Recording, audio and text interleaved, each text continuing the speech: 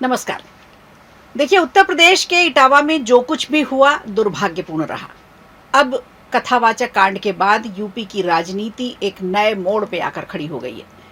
अखिलेश यादव ने हर बार की तरह इस बार भी यूपी में योगी और भाजपा की हिंदू एकता वाली राजनीति को दो जातियों में बांटने की पूरी कोशिश की। यही है जाति जाति का खेल जो शुरू किया राहुल गांधी ने, जातिगत जनगणना का मुद्दा छेड़कर, जगह जगह हाथ में संविधान की कॉपी लेकर। उत्तर प्रदेश, बिहार को कई बार जाति संघर्ष की आग में झोंका गया। अब भी वही हो रहा है। आरोप लग रहे हैं समाजवादी पार्टी पर। 2027 के चुनावों के मद्देनजर समाजवादी पार्टी की अभी से नजर, यही है पूरी खबर। अशांति फैलाना, आगजनी, मारपीट, हिंसा सब हुआ। घर उजड़े, गाड़ियां फूकी गई, कुछ जेल गए, कुछ घायल हुए। यानी नुकसान पूरी तरह से अभागी जनता का ही हुआ। इतिहास गवाह है, बड़े नेताओं को कभी भी कुछ नहीं हुआ। दरअसल जो दिखाया जा रहा है सच उससे कहीं बिल्कुल अलग है।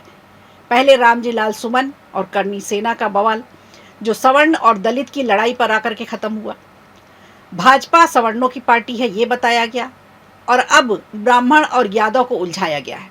कि कथा तो कोई भी कह सकता है, बात सही भी है, जिसको ज्ञान है वो कथा कह सकता है।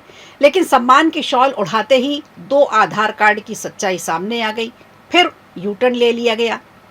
उत्तर प्रदेश की राजनीति को समझने वाले राजनीतिक विश्लेषक अच्छी तरह से पूरा खेला समझ रहे हैं। उत्तर प्रदेश के विधानसभा चुनाव 2027 को लेकर है सारी चीजें। और एक बात और याद दिला दें आपको कि जब 2024 में लोकसभा के चुनाव हुए थे तब भी अखिलेश यादव का पीडीए फॉर्मूला उत्तर प्रदेश में मास्टर स्ट्रोक बना था। हालांकि ये मुद्दा जितना समाजवादी पार्टी के लिए कारगर साबित होता है उतना ही दोधारी तलवार भी है। अगर आपको याद हो तो अखिलेश यादव खुलकर इस मुद्दे पर यादव समाज को दबाए जाने का मुद्दा उठा रहे हैं। वो ब्राह्मणों को सीधे कुछ नहीं बोल सकते, लेकिन योगी सरकार को निशाने पर लेकर पूरे मामले में एक पक्ष में खड़े नजर आ रहे हैं। दरअसल अखिलेश यादव इस मुद्दे पर एक तरफ खड़े तो हो गए, लेकिन असल में ये उनके लिए दोधारी तलवार ही होगा, इसलिए क्योंकि समाजवादी पार्टी में कई ब्राह्मण नेता भी हैं और बड़े लंबे समय से हैं, बड़े कद्दावर नेता हैं। अखिलेश यादव समेत पूरे विपक्ष ने साल 2017 के बाद से बीजेपी की सरकार पर लगातार आरोप लगाए कि योगी सरकार में ब्राह्मणों की अनदेखी की जा रही है। विकास दुबे के एनकाउंटर के बाद से कई ब्राह्मण योगी के खिलाफ भी बात करते देखे गए, जिसके जरिए विपक्ष ब्राह्मण बनाम ठाकुर नैरेटिव चल रहा था। लेकिन उसका विपक्ष को कोई खास फायदा नहीं हुआ। अखिलेश यादव खुलकर अपने पीडीए में ए को अल्पसंख्यक तो कहते ही हैं, लेकिन अगड़ा कभी नहीं बताते। मतलब ये कि वो ब्राह्मण वोट बैंक में सेंधमारी भी रखना चाहते हैं। ऐसे में अब अखिलेश यादव के लिए चुनौती ये है कि अगर वो ब्राह्मण यादव विवाद में ब्राह्मणों का पक्ष लेते हैं तो ब्राह्मणों से नाराजगी का सामना करना पड़ सकता है। समाजवादी पार्टी के कई वरिष्ठ नेता ब्राह्मण समाज से आते हैं। इस पूरे प्रकरण के चलते समाजवादी पार्टी के एक ब्राह्मण सचिव ने इस्तीफा भी दे दिया। आगे भी हो सकते हैं इस्तीफे। हालांकि अखिलेश यादव ये बात बहुत अच्छी तरह से जानते हैं कि समाजवादी पार्टी का कोर वोट बैंक यादव समाज है और साथ में मुस्लिम, और उसके लिए समाजवादी पार्टी के कुछ नेताओं का इस्तीफा चलेगा।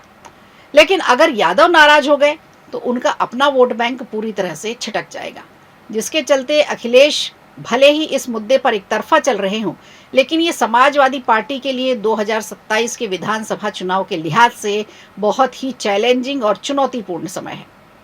हालांकि समाजवादी पार्टी इस मामले में ये जरूर सोचकर चल रही है कि चुनाव अभी बहुत दूर हैं, ऐसे में इस मुद्दे को भुना भी लिया जाए या भुला दिया जाए, दोनों ही हो सकता है।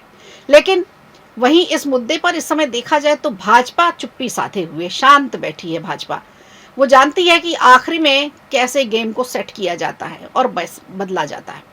तो कहीं ना कहीं बीजेपी इस पूरे मुद्दे को चुनाव से कुछ समय पहले ही उठाएगी, ऐसा अनुमान लगाया जा रहा है।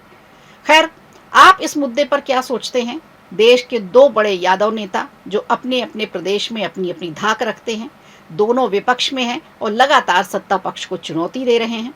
आपको क्या लगता है, देश में यादवों के कौन बड़े नेता हैं? यूपी के अखिलेश यादव या बिहार के तेजस्वी यादव? हमें कमेंट बॉक्स में जरूर बताइएगा। वीडियो अच्छा लगा हो तो लाइक कीजिए, शेयर कीजिए और कमेंट बॉक्स में हमें जरूर बताइए।